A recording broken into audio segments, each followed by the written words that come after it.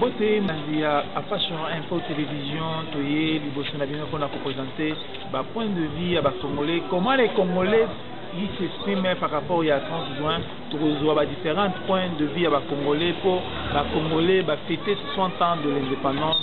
Stress belé bamusu afandaki na ndaku bamusu eloko ezate bamusu kaka ndenge boyebi wana bandeko na ngai vraiment pasi eleki na kati ya République démocratique du Congo mais kotala ndenge mokonzi ya mboka alobaki bamusu basepelaki nango bamusu basepelaki nango te mais tokolakisa bino tokokende kozwa lisusu bato ndenge bakosexprime par rapport ya ndenge président de la République Antoine Félix Tshisekedi Tshilombo a commis bongo président ya liboso oyo asalaki RDC et comme RDC oyo a bengami na kombo ya Kasavubu comme héros national parce qu'il y a zalaga pionnier à indépendance tokozwa point de vue wana et pas ba Congolais et belé baza awa na kati ya Kinshasa bandeko babolingo na ebiki boza ebele na mokili mobimba bolanda biso na Fashion Info TV bo comprendre nini et à koleka na kati ya République surtout na Kinshasa po bakinois mawatro tala ndenge tozwi indépendance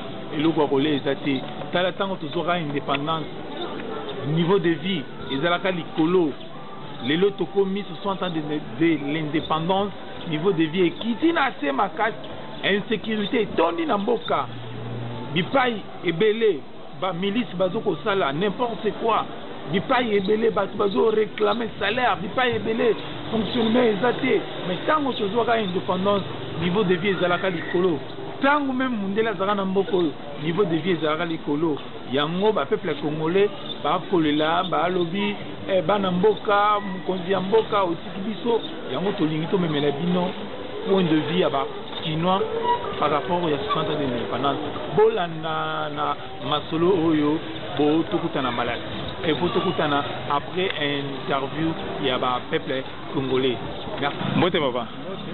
Papa to fêté bongo 60 ans d'indépendance na kotalo pe na âge na yo ma lobani ngo pesa biso na caméra na biso. Bon na 60 ans d'indépendance vraiment la monnaie to le kiango na passe ngwe wutini na pandémie oyo kosila mokili sauf fête l'indépendance donc on a vraiment mboka eza na mouvement bakofuta bafonctionnaire bakofuta bamilitaire tout le monde vraiment bakozala na mouvement mais ane oyo toleki fete kaka bo na losambo parce que mboka vraiment eza attaqué na coronavirus. Toleki banda tozwa pouvoir indépendance depuis 1960 pouvoir ya président Kasavubu Mobutu Kabila père Kabila fils lelo toza bongo na président Tshilombo Tshisekedi. Commentaire nini okosala en tant que patriote congolais?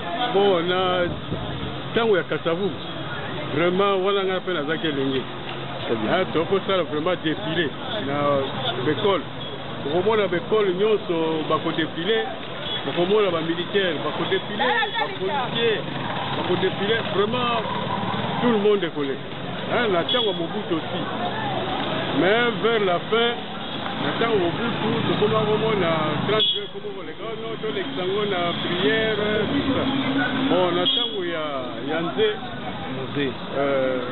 papa Kabila vraiment ezalaki kaka boye na ntango mpe ya Kabila fils bon ezalaki tantôt tolekisa ngo na bafete tantôt na prière bon 2 ans ya président Kiki nyonso ezolekaka na losambo batomboli premier président comme héros national par le président oyo azoti place commentaire ezozala wana eza esengo mingi oublié pendant 60 ans eza esengo alikaki mpe mpo na mboka oyo depuis table ronde babosani ye tout ça mais après 60 ans baye koeleve ye eza esengo ndeko mbote tomoni awa okose présente nani. Voilà, merci. Comme on a junior Banzara Baza, Vous êtes citoyen congolais. En même temps, je suis un étudiant. Ah, très bien. Tu as fêté 60 ans d'indépendance. C'était le gars qui l'a dit. Et là, tu vas l'exprimer à juillet. En tant que Congolais, pour devenir par rapport à 60 ans autorisé. Bon, en tant que Congolais, d'abord, on a un makasi, il y a un monde parce que Balobani, ici, quand madame, on m'a fait président. Mais madame, je suis en train de faire pour mais pour le moment, on a un parce que j'ai vu que le président Félix Tshisekedi a salé le loco au bas de sous ma salle. Donc le loco on va te belé bakanela aussi. D'honorer d'abord l'ancien président comme ça sali marambolé la beaucoup mais honorer parce que Kalabada to va nous célébrer en hôtel. Chaque fois que nous avons une célébration, mais qui était le premier ministre. Or, Kasavubu qui était le président, qui était le chef de l'État, qui a même dirigé ce pays. Et puis à Salah Bamboka, il a posé de choses. Ils ont dit que le lot des essais, c'est un machin pour comprendre que Félix Tshisekedi a espoir honorer la mémoire. Le lot peut commencer célébrer pour la date de Kasavubu. C'est une chose qui est vraiment fantastique de ma part, étant que citoyen congolais. Donc je porte un coup de chapeau au nouveau gouvernement actuel, parce que j'ai l'eau comme bien. La tebele baléga n'a pas pouvoir, n'a pas jamais honorer mémoire de Kasavubu. Aujourd'hui, étant que nous les Congolais, nous sommes certainement ravis et nous sommes certainement joyeux devant toi. Aujourd'hui, Félix Tshisekedi Mwanamboka l'a accepté d'honorer aussi la mémoire de M. Kasavubu. Tous les qui déjà les autres sont le 5e président. Dans le président Nyonso Baleka Banda Kasavubu aussi le 5e président. Avantage Zanini, des avantages Zanini pour la peuple congolais. Bon, na ba président oyo so baleka na bango parce que nazana mémoire à koyer baranyo so qualité vito na bota mape na bande na bango. Mais quand même selon les histoires que nous avons appris, bazana makam na bango pe basala. Omoni na bande na toloba. Mututu ata bisika nyo so malamu zara mabe pezanga. Moyena bana olobela mabe na bango ndeza. Bazara batu bati baleka na bango. Pour le moment nous devons se concentrer, c'est-à-dire nous devons se concentrer avec le nouveau gouvernement actuel. Total la ligne yango bakosa la mabe. Apporter un plus pour corriger maladie, ma base de soutien. Et puis de deux, ceux qui ont malade, nous allons avancer, tout soutenir moralement. Et puis, c'est ça ce que je sais répondre tout à l'heure. Dernièrement, en tant que Congolais, Kinois, vous avez bon, pour moi, mon asuka, vraiment, fait ça merci nous, et pas Félix Tshisekedi qui est le chef de l'État, que je suis avec le commerce. Et puis ensuite, Nazoye Bissaba Congolais, nous sommes à la Chimana, et tout soutenir, parce que ça a besoin de malam, on va dire c'est ça ce que je peux dire. En un mot, étant que Congolais, tout soutenir, et puis, tout me fait pour apporter un plus dans ma ramazan, surtout la vision, tout ce qui est soit là, tout ce qui est pour la Babylone, au Zangatina, tous à la biso, sur Bomoko, tout soutenir, pour Mboge Tambola. Mbote papa. Mbote papa. Papa, tu as fêté 60 ans d'indépendance. Point de vue, vous allez en tant que Congolais. Un point de vue, dès que tu as indépendance, style et l'oyo. Et l'oyo malungé marché dans Bokoyo. Zate. Reto mata. Kiti kutiko kita.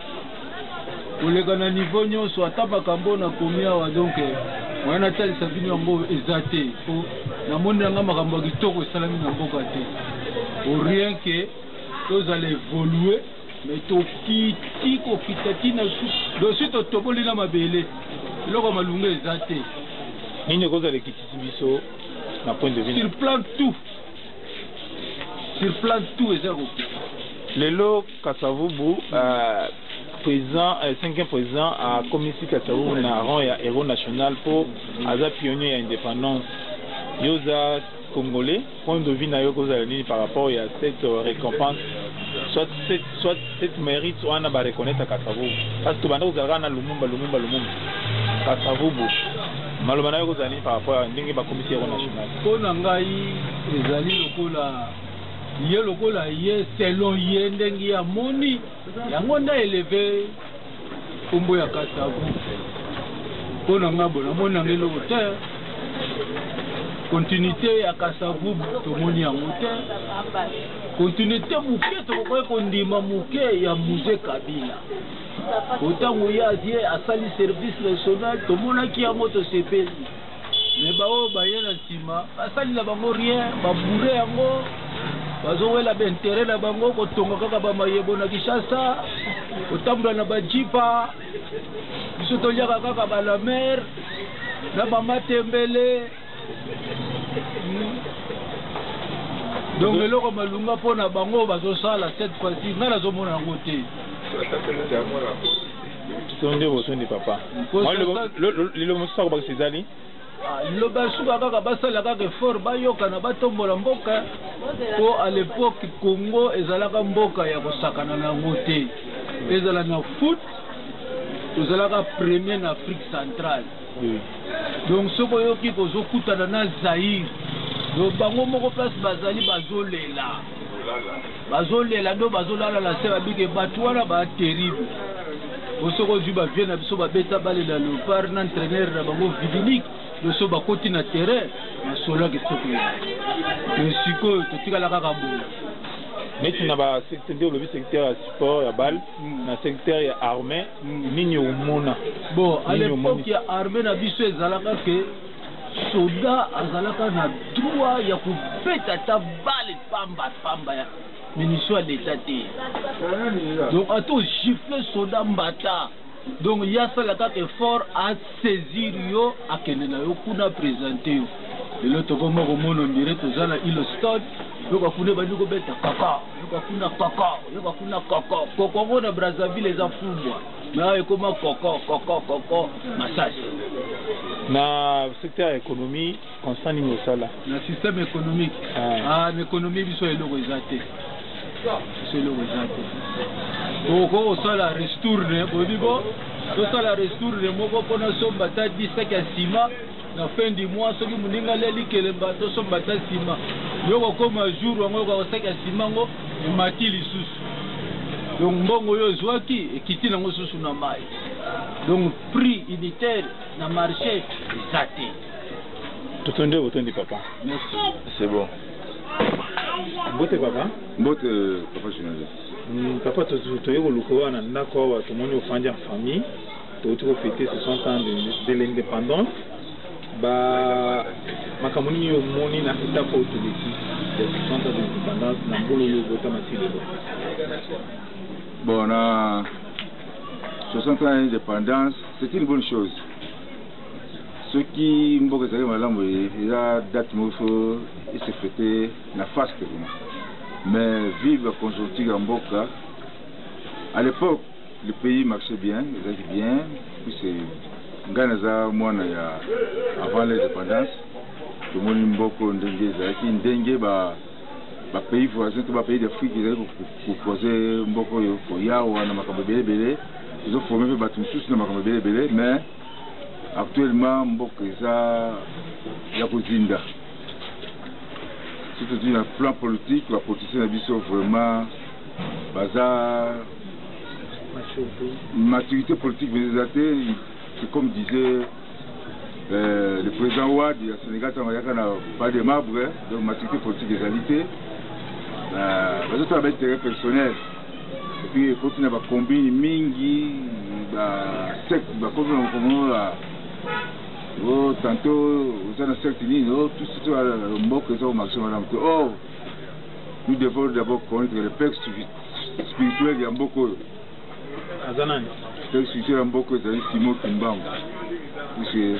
Imaginez que la 1921 wana belge bazana na moto makasi mais déjà kimba na batawa na 1921 a ponisa déjà les kambuya pour la liberté mboko. Alors nous devons tous na d'autres pères spirituels pardon na isika na ye puisque na Kazi bazana ba Bouddha na bango partout bazana na bango bisowa c'est ça qu'on naviguer dans les vides dans la spiritualité. Sinon nani ba commissaire Kasavubu az kinyo de l'indépendance ba commissaire président Félix a commissaire héros national. On devine vous avez par rapport à cet acte de mérite Bon, acte de mérite, ça va, c'est une bonne chose. Mais Kasavubu a toujours la lignée sur Mogimbango. Puisque Kasavubu, je crois, à l'époque de l'indépendance, pour Batumi, il y a un avocat va mettre croqué. Avocat, on a foutu un bongo pour l'Assemblée de l'indépendance. C'était pas d'Angenda. Pas d'Angenda, c'est que bongo na ya foutu un mettre croqué pour l'Assemblée de l'indépendance. Donc, c'est une bonne chose pour le tribalisme, mais surtout comme je suis au Congo. Mais comme héros national, mais il faut savoir dans quel état mausolée face à Koulé Zali. Message ni la chef de l'État. Message nation de l'État va réhabiter mausolée naé. Puis la route environnante. Mais les réseaux ont menacé mausolée naé vraiment. C'est une bonne chose pour féliciter d'élever le rang héros national, puisqu'il arrive vraiment dans des oubliettes. Vraiment, c'est une bonne chose pour féliciter chef de l'État. Na indépendance 60 ans tout ça dit, dans le domaine militaire, on peut se point de vue dans le domaine militaire, dans le domaine économique, dans le domaine de la sécurité. Mboka est un bon indépendant. Bon, dans le domaine militaire, nous avons fait des anciens combattants. Le domaine militaire, vraiment, formation militaire est assustée. Discipline militaire peut aller souster. Parce qu'à l'époque, discipline militaire est qui soldats, vraiment soldats. Ration, la qui la ration, tant que la ration, ration à 100 euros, et comme on m'a dit, écoute, à 100 euros, mais pour le moment, les soldats ont abandonné, ils sont très mal payés. La formation militaire, la centre de formation militaire est là. Dans le domaine économie, vraiment tout ça nul, hein. Ça va payer ici, par exemple, Brazza. Si on boit de tomates, au quotidien de ma taille, boire de tomates dans le même prix, mais si on va prix, à quelques mètres, on a pris là, le domaine économie, il faut un effort, mais cette économie, elle va se faire sentir. Il faut se faire sentir l'économie est nulle. Surtout actuellement, dans le corona, il y a des machines à casse. Il y a des $, des machines à casse, c'est vraiment tout ça nul. Le domaine de la sécurité est nul. D'ailleurs, il y a toujours dans l'actualité. Pour rééduquer en côté, donc ils ont vraiment passé le niveau de sécurité. Ils ont passé le nez, ils ont le cas là. Les motos, même la ligne du matin, tout ça, mais pas pour le moment. Pour tous ceux qui savent, c'est vraiment très important. Aux hommes anciens combattants, parce que Babunda pour Namboko et Komboko, tout ça, les tout ça. Malobanami, et Kozani n'a pas autorité, surtout la chef de l'État ou Estika. Malobanami, Kozani, en tant que moi, chef ancien combattant. Bon, en tant que moi, ancien combattant, c'est une surprise. Je suis dans l'association de M. à Sénaco, association des enfants d'anciens combattants du Congo. Bien que tout le monde va honorer Papa Nabiso Daniel Otokoufa, pour le lobby, ils ont vraiment reconnaissant ça. Ministre, il y a le ministre délégué à Saint-Combattant Moutombo, à promoteur de Rwanda Salami. Mais tout ça, au sein de la Siko, Veuve Bazali. Avec des anciens combattants à Tikali, Papa Kouniou, qu'on a Selemba, la Bumbu, Veuve Bazali, Veuve, il faut citer Veuve. Les enfants des anciens combattants, il faut citer Bango, Banda, il y a des anciens combattants. Il y a des Veuve Ming Bazar. Baboaki bango libanda bateka ba mapa na ba homme fort ya justice. Donc il y a toujours senga ne fût qu'un décret, pardon, une ordonnance que nilé ba makambwana pour na ba maman mason bato batikali une trentaine de maman tout ça na bango baza la l'aise puis na ba na bango ba fere baza la l'aise et puis ba émolument na bango fuka bango ils a presque pas. Ah, mais pour revoir, les Amalam, pour remercier Soumingi, parce que papa va combattre pour Namboko, la guerre mondiale, tout ça, vraiment, je pense que Nabana va faire au moins le fils de code final de Ndebalo, quand même. C'est bon. Oui, bon, si on a beau comprendre, on va réagir par rapport aux 100 ans de l'indépendance. tosali bongo 60 ans banda bamindele batika biso na kati ya République démocratique du Congo bolandi ba différentes interventions ya bacongolais ndenge baexplike place tozwaki mboka na place tokomi na mboka lelo nayebi ke na mikro na biso omoni lisusu tokotaki mpe na explike des anciens combattants mpona kolakisa biso bapoint de vue ya bana ya baanciens combattants oyo babunaka mpona lelo tokóma na indépendance. Donc nayebi ke bosepeli nango bisika ebele bozali na Paris, Bruxelles, pourquoi pas na bato nyonso bazolanda biso na San Francisco, na Moscou. Nayebi ke bacommunauté bacongolais nyonso bazalaka branché connecté na Apasha Info. Nayebi ke bozalaki ebele topesi bino bafélicitation ebele na bambote ebele bosabone chaîne oyo ekopesa bino chaîne oyo ezolakisa bino comment nous vivons à Kinshasa, comment la RDC, le peuple va vivre, pour comprendre ma solo na biso ndenge e uti koleka. Bo tali lo lenge nini makambo eza ko koleka na kati ya République démocratique du Congo. Na makambo oyo ya batu oyo to uti koloba, ba parole na bango moko alobi ke chef de l'État eloko acte sali ya ko komisa Kasavubu na rond ya héros national. C'est une bonne chose. On a fait le chef de l'État. Mon super à lobby que ndenge tozuaki indépendance, niveau de vie sur le plan économique, tozalaki likolo. Na ndenge place pour communauté. Yango ezalo kola interpréter bino ba autorité. Oyo boko diriger biso na kati ya République démocratique du Congo à travers président de la République Félix Antoine Tshisekedi Tshilombo. Yoka eloko ba Congolais ba kosenga komboka eke liboso.